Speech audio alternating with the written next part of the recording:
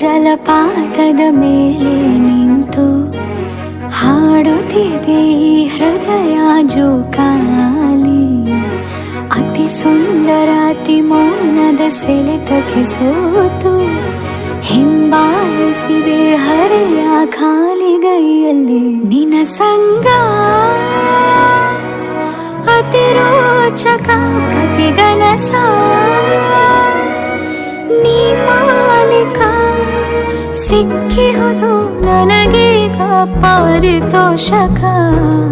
ಅಭಿಮಾನಿ ನಾನಿನಗೆ ವಿದೂಷಕ.